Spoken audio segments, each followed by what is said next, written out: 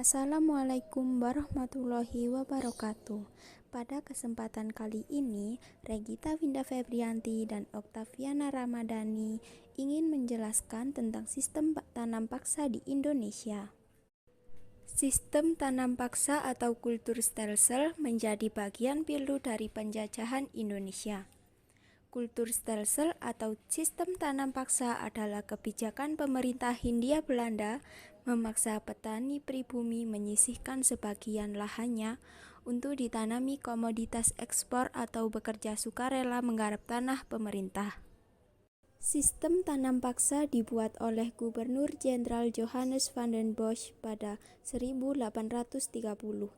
Van den Bosch mewajibkan para petani menyediakan 1/5 atau 20% lahannya untuk ditanami komoditas yang sangat laku di pasar Eropa. Komoditas yang dimaksud diantaranya gula, kopi, serta nila atau tarum. Tanaman ini ditanam di samping padi yang digarap petani.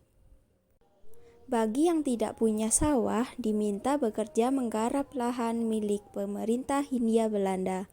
Lama masa kerja mencapai 1/5 tahun atau 66 hari. Tanah yang dialokasikan untuk komoditas ekspor tidak dikenakan pajak. Petani baru mendapat keuntungan jika hasil tanaman nilainya lebih dari pajak yang dibebaskan. Namun, jika gagal panen, maka petani harus mengganti rugi. Resiko gagal panen hanya ditanggung pemerintah jika disebabkan hal-hal di luar kelalaian petaninya. Menyengsarakan rakyat bukan? Sistem tanam paksa tidak berjalan sesuai niat awalnya. Rakyat disengsarakan dengan sistem ini. Hukum tertulis menyebut rakyat mengalokasikan lahannya secara sukarela.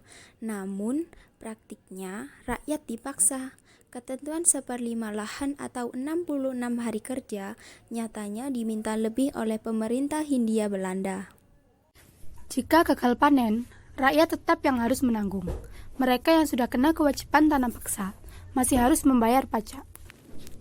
Petugas yang ditunjuk pemerintah Belanda yakni penguasa pribumi dan bupati atau kepala daerah.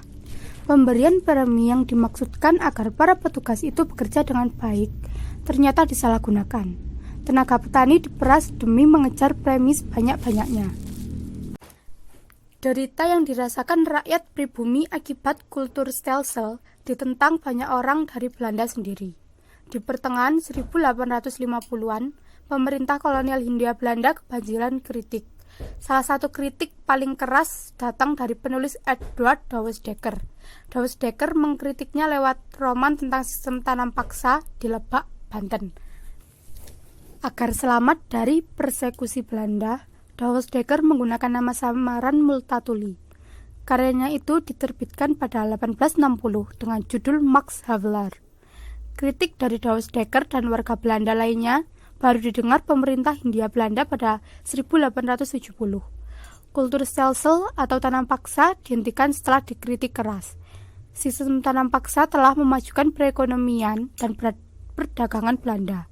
Selama tanam paksa diberlakukan antara 1830 sampai 1877, rakyat pribumi telah memperkaya Belanda hingga 823 juta gulden atau setara dengan 6,8 triliun rupiah berdasarkan kurs Desember 2019.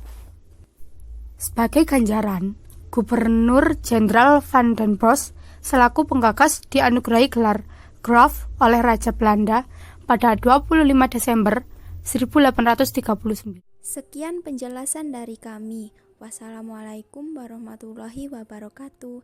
Mohon maaf jika ada salah kata atau salah penjelasan dari kami.